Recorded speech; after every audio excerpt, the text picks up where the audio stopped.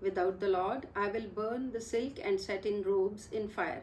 Even when rolling in dust, Nanak says, I will look beautiful if the Lord is with me. By the Guru's word, man contemplates the name with love and becomes detached. When he subdues the 5 evil enemies, Nanak says, fruitful then becomes this Maru, my ears. When I have one Lord, he is like millions for me. On his door, lakhs like you stand begging.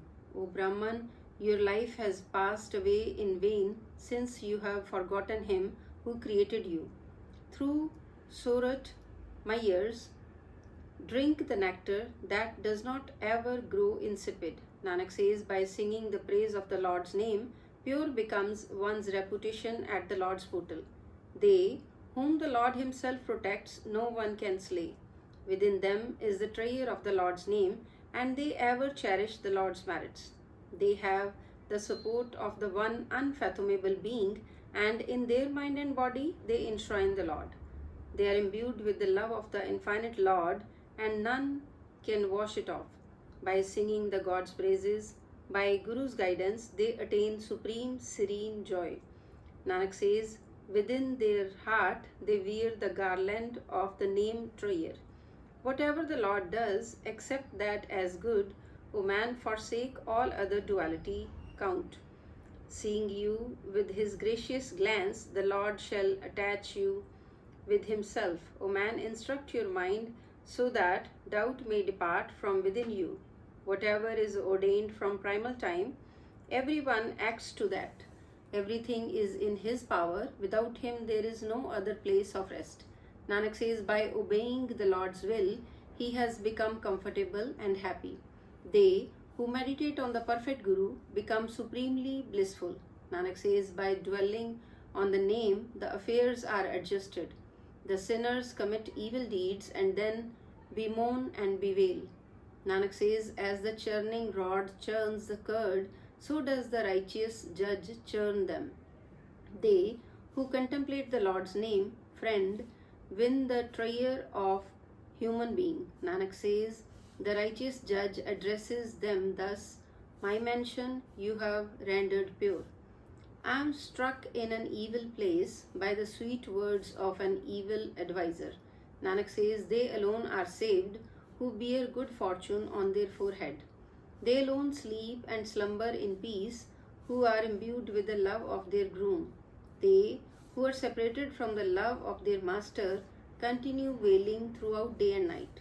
For the sake of false wealth, myriads sleep in ignorance. Nanak says, they alone are awake who utter the Lord's name with their tongue. By seeing an optical illusion of a peopled city of the sky above, the mortal are gone astray. Nanak says, those dwelling on truth, their mind and body look beautiful. The all-powerful and infinite Supreme Lord Master is the Savior of fallen. Whomsoever the Lord wishes to save, Nanak says, he contemplates the Creator Lord. O man, forsake the other evil ways, attach your heart to the one Lord. Nanak says, through the love of another, the bride is being washed away down the stream. In the 3-tier shopped bazaars, the tradesmen strike the bargain. They who load the merchandise of the true name, they alone are true merchants. The foolish bride who does not know the path of love goes astray. Nanak says, forgetting the Lord, the mortals fall into the blind hell.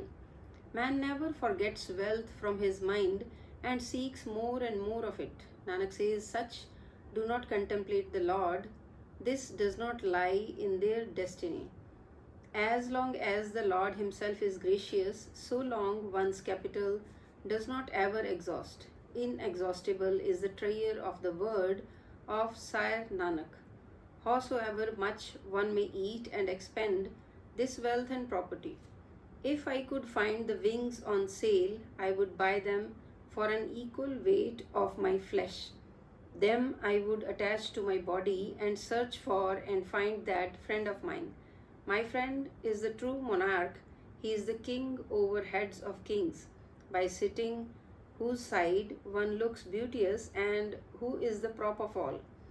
The creator of all is one, the only one. He is realized by true Guru's grace. Slok 9th Guru. If you have not sung the praises of the world, Lord, you have wasted the life in vain. Nanak says, O man, meditate on the God like the way the fish loves water. Why are you engrossed in the deadly sins and do not become detached even for a moment? Nanak says, myself, contemplate God so that Yama's noose may not fall on you. The youth has passed away in vain and old age has overtaken the body. Nanak says, contemplate God, O man, your life is fleeing away.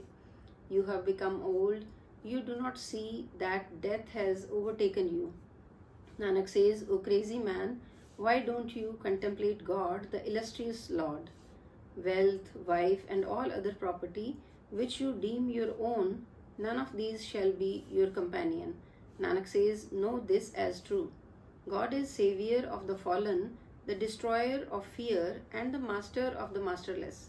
Nanak says, realize him, whoever abides with you.